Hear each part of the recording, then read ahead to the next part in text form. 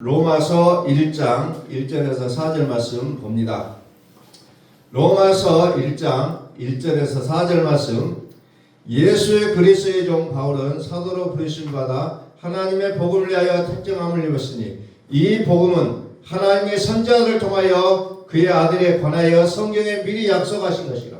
그의 아들에 관하여 말하면 육신으로는 다윗을 통해서 나셨고 성결의 영으로는 죽은 자들 가운데서 부활하사 능력으로 하나님의 아들로 선포되셨으니 곧 우리 주 예수 그리스도시니라. 아멘.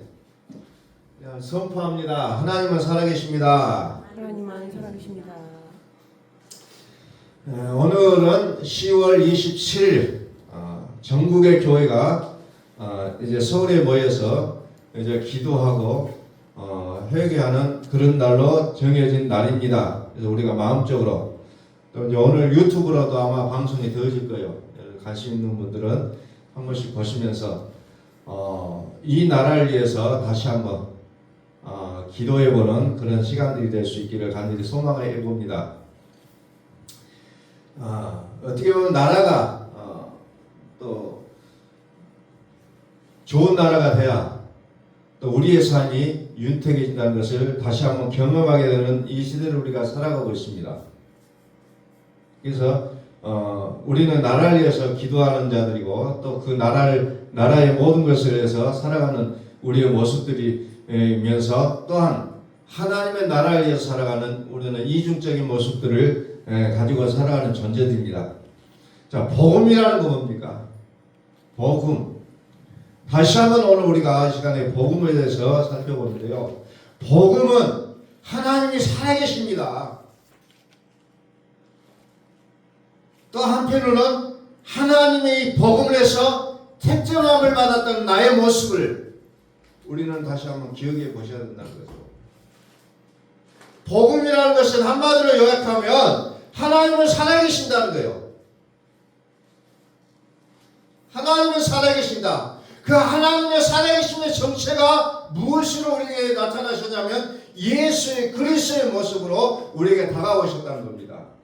예수의 그리스도의 모습을 보시면서 하나님이 살아계심을 우리는 알게 된다는 거죠. 그래서 말씀이 육신되어 우리 가운데 거하심에 은혜와 진리가 충만하더라. 성경에 이렇게 요약을 하고 있잖아요. 복음이라는 것은 여러 가지로 우리가 표현할 수 있겠지만 그 한 가지는 하나님이 살아계신다는 거예요. 하나님은 살아계신다. 하나님의 자녀로 부르심을 받은 우리의 정체성은 뭐냐? 이 복음을 위해서 택정을 받았다는 것. 우리는 다시 한번 이것을 기억하자는 겁니다. 오늘 1절 말씀에 예수의 그리스도의 종 바울은 자기를 얘기하지만 이 바울 대신에 나를 생각해 볼 수 있다는 겁니다. 나는 누구냐? 하나님의 복음을 위해 택정함을 입었다는 거예요. 이게 나의 정체성이에요. 과거에는 어떤 정의를 내리고 살아왔을지 모르지만 지금 하나님의 부르심을 받은 지금 현재의 나의 모습은 하나님의 복음을 위해서 우리는 하나님의 부르심을 입었다는 겁니다. 그러면서 이 복음이 뭐냐고 쭉 설명하는데 그 복음이 하나님의 아들이잖아요. 하나님의 아들은 누구냐? 육신으로는 다윗의 혈통에 나셨고 성결의 영으로는 죽은 자들 가운데서 부활하사 능력을 하나님의 아들로 선포됐다라고 이렇게 표현하면서 그것을 뭘 얘기합니까? 우리 주 예수 그리스도라고 표현하고 있잖아요.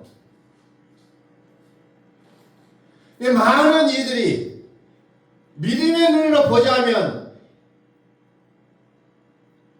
예수 그리스도는 그냥 다윗의 혈통이다. 유대인이다. 이렇게 이것만 보게 된다는 거죠. 그러나 믿음 있는 자들을 봤을 때는 어떤 분입니까? 죽은 자들 가운데서 부활하사 능력으로 하나님의 아들로 보게 된다는 거죠.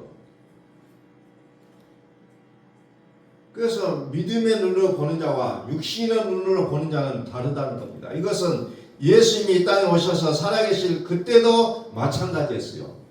유대인들의 눈에는 뭐예요? 그냥 선지자 중에 하나로 봤다는 거예요.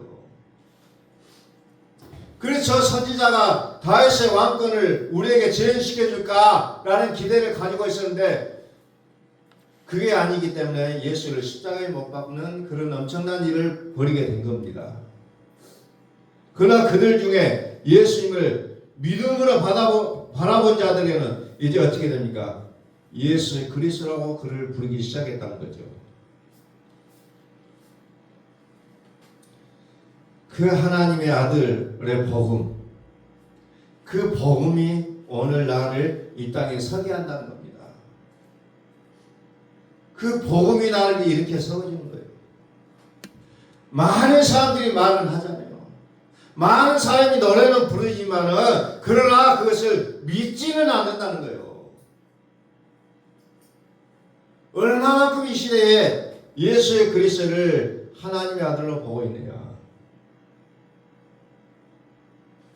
그 하나님의 아들의 복음이 뭡니까? 오늘 보니까 우리를 무엇입니까? 해방시켰다는 표현을 합니다. 로마서 8장 1절에서 그리스도 예수 안에 있는 자는 결코 정죄함이 없나니. 우리는 세상을 살아가면서 어떻게 보면 늘 자기 스스로가 자기를 가둬놓고 삽니다. 죄책감에 가둬놓기도 하고 어떤 능력 안에 가둬놓기도 하지만 예수 그리스도 안에 있는 자는 결코 정죄함이 없나니 이는 그리스도 예수 안에 있는 생명의 성령으로 죄와 사망을 벌써 너를 해방하였습니다. 여기서 우리의 정해진 한계가 확장되어진 것을 우리는 보게 된다는 겁니다. 나는 할 수가 없어요. 그러나 나를 죄와 사망의 법에서 해방시켜 주신 예수의 그리스도로 말미암아 어때요? 우리는 나의 어떤 능력의 한계치가 확장이 되어진다는 겁니다.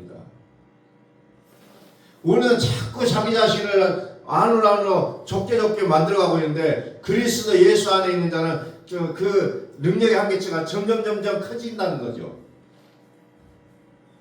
그래서 예수님께서도 실제적으로 뭐라 하니까 내가 너희를 떠나야 너희는 더 큰 일을 할 것이라고 말씀하시는 거예요.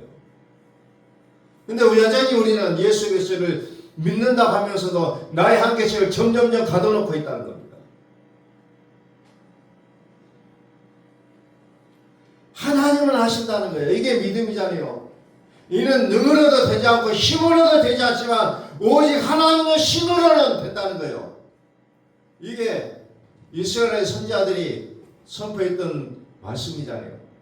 하나님의 신으로는 가능하다는 거예요.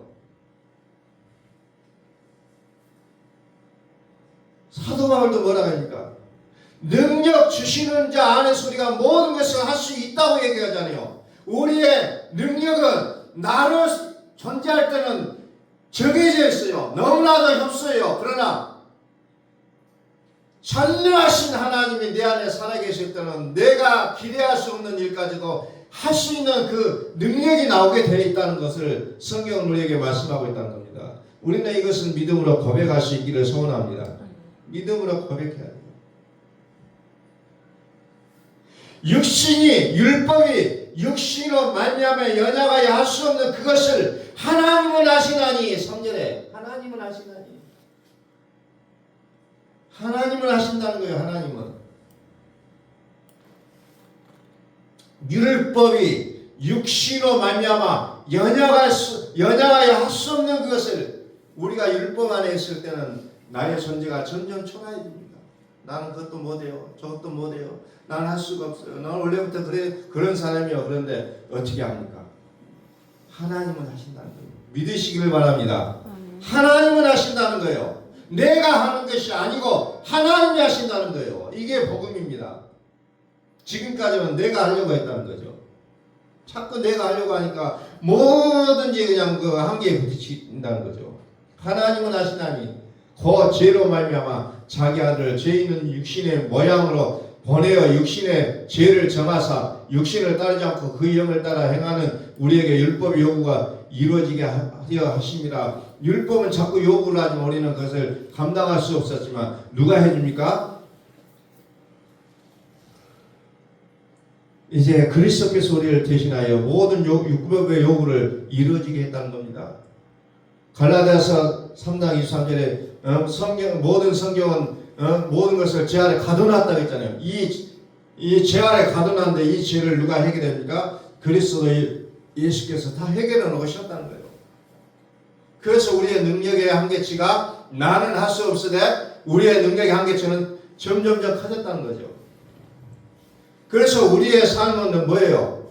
우리의 인생은 이제 복음으로 말미암아 살아갈 수 있게 됐다는 거죠. 복음. 내가 가는 것은 하나님의 복음이 움직인다는 거예요. 오늘 우리는 휴대폰을 꺼내면 모든 사람들이 그 화면이 나와요. 근데 각자가 좋아하는 화면을 거기에 띄워놓는다는 거죠. 나의 인생의 화면은 배경 화면이 뭐냐? 그리스도 예수가 되어져 있다는 거죠. 복음으로 우리는 모든 것이 이제 우리의 인생에 어떻게 보면 바탕이 되게 되어 있다는 거죠. 그래서 우리는 이것을 간과해 버리고는 살아갈 수 없다는 겁니다. 오직 예수 그리스도 예수. 나의 인생은 오직 그분으로 모든 것이 이제 포장이 되어 있다는 거죠. 그것이 우리의 복음의 삶이라는 겁니다. 우리 다시 한번 선포합니다. 하나님은 살아계십니다. 하나님은 살아계신다는 거예요. 어떠한 순간에도 내가 의식이 있을 때든지 없을 때든지 어떤 일에 몰두되어 있든지 그렇지 않을 때든지 어느 상황이든지 하나님은 내 안에 살아계신다는 거죠. 그분이 나의 모든 우리의 행사를 주도하신다는 겁니다. 그래서 우리는 예수 그리스도 그 복음, 우리 주 예수 그리스도 그분에 이끌려 살아가는 우리의 삶이 될 수 있기를 예수 그리스도의 이름으로 선포합니다. 그분이 나를 이끌어 가셔야 된다는 겁니다. 나는 연약하여 할 수 없다 그랬잖아요. 그러나 하나님이 하신다는 거죠. 모든 사소한 일까지도 하나님이 하신다는 겁니다. 이게 성경의 내용이에요. 근데 자꾸 그것을 반대로 내가 한다 하다 보니까 우리의 인생에 뭐가 이제 버퍼링이 일어나기 시작한다는 겁니다. 소통이 안 일어나요. 인생이 막혀요. 딱 막히게 돼 있다는 거죠. 왜? 내가 하니까. 그러나 하나님 하실 때는 쭉쭉 뚫리게 돼 있다는 거죠. 히브리서 10장을 한번 보겠습니다.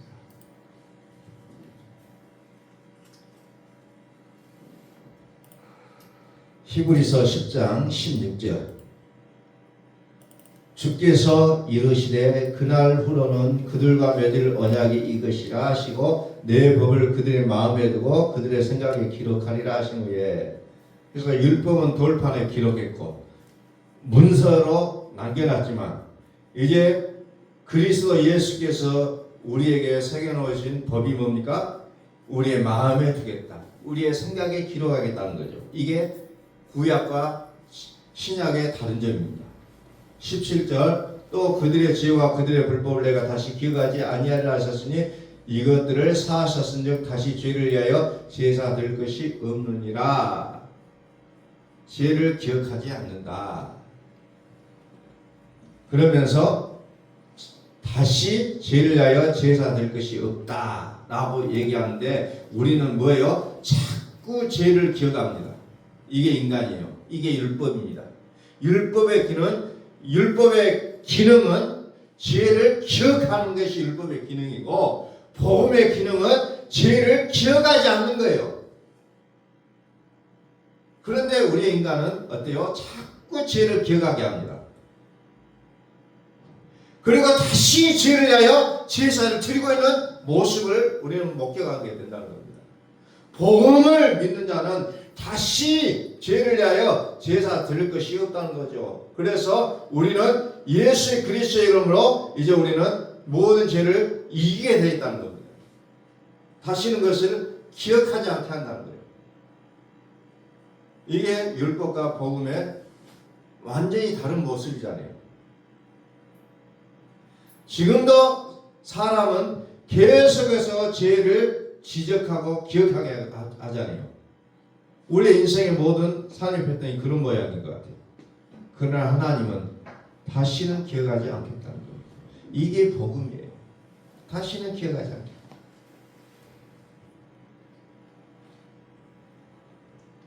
자, 요한복음 14장 16절.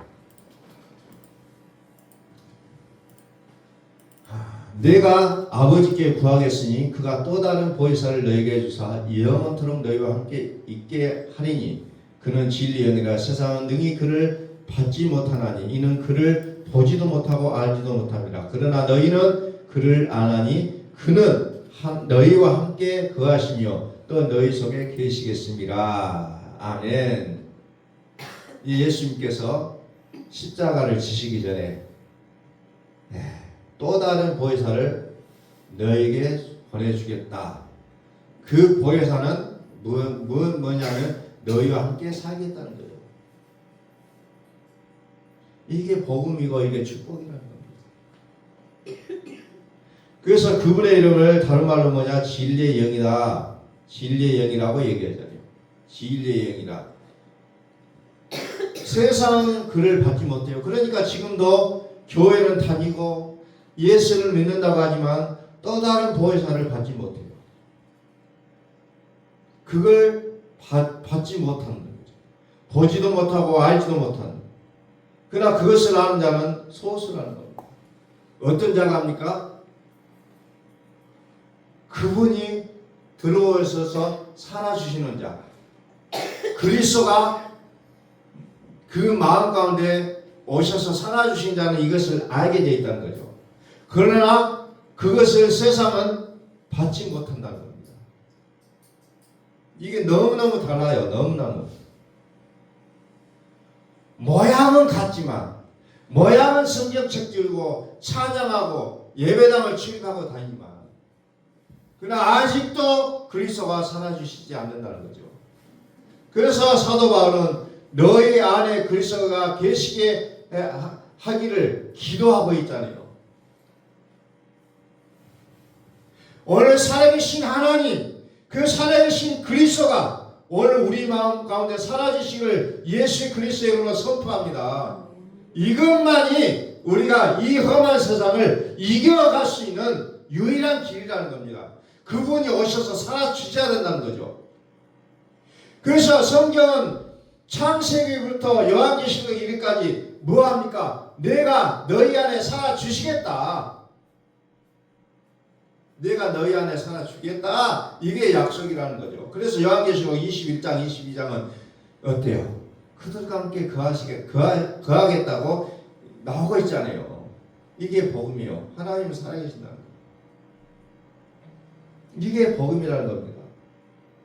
어떤 인사가 나타나고 어떤 능력이 나타나고 기억이 나타나고 이게 복음이 아니라 그분이 나와 함께 살아주신 것 이게 복음이라는 겁니다.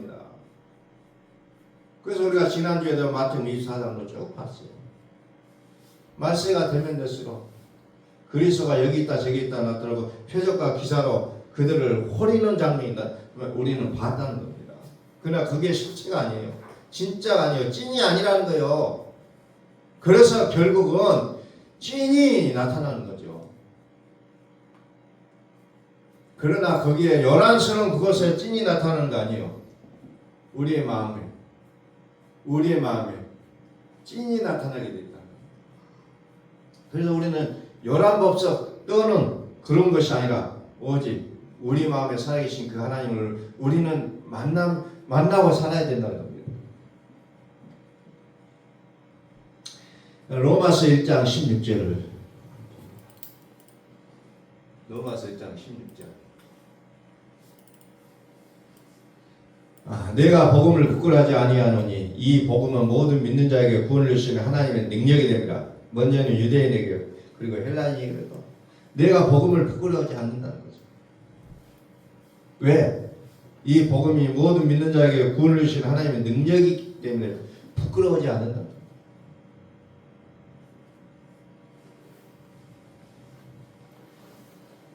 자, 예수님의 제자들이 뭐라고 해야 합니까?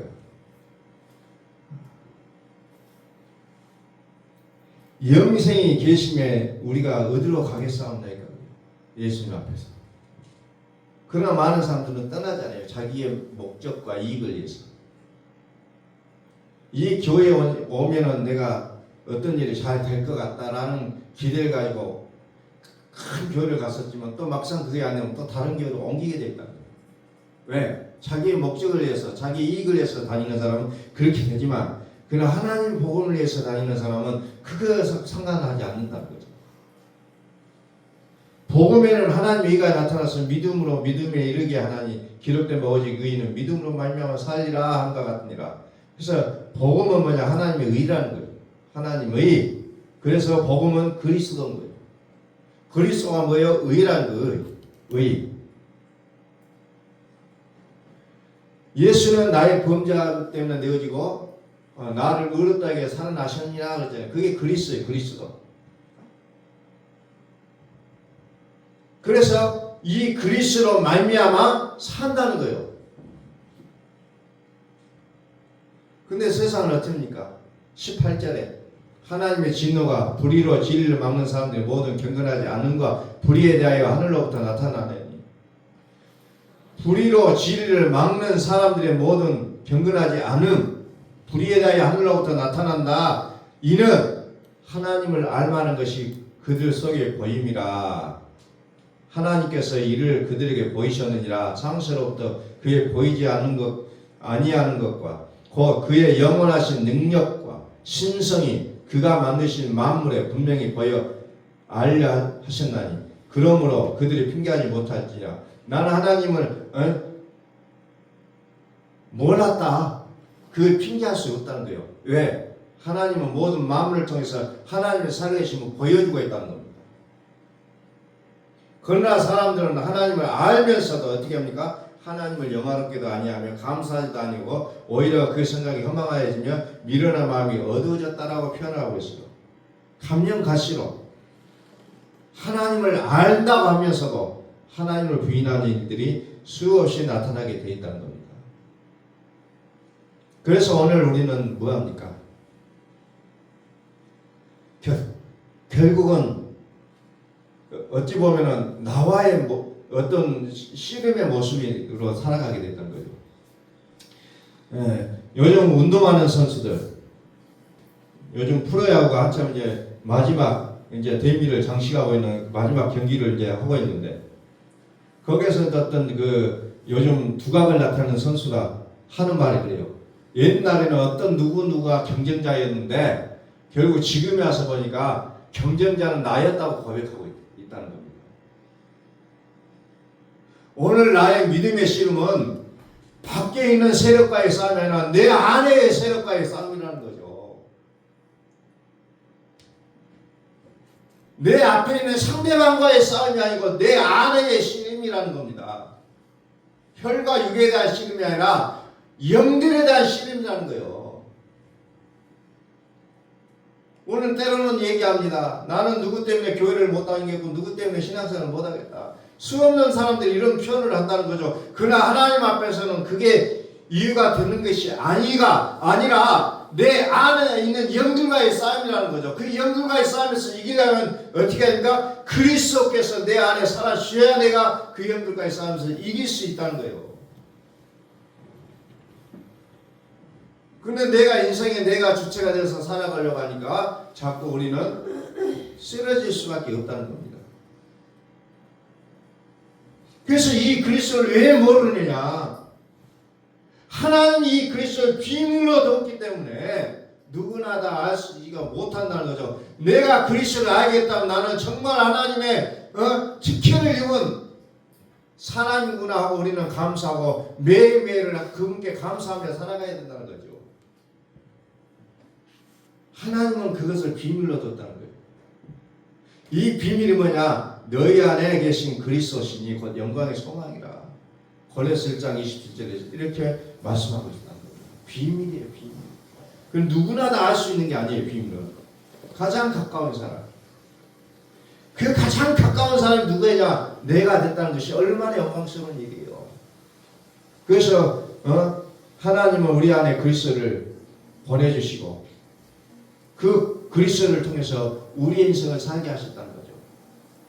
우리 다시 한번 선포합니다. 하나님은 살아계십니다. 하나님은 살아계십니다. 복음은 하나님이 살아계십니다. 하나님의 복음을 위하여 우리가 택정함을 입었다는 이 사실 앞에 우리는 감사하고 오늘도 내일도 오직 그리스도의 복음을 위해서 살아가는 우리의 모습이 될 수 있기를 예수 그리스도의 이름으로 선포합니다. 아멘. 기도하겠습니다.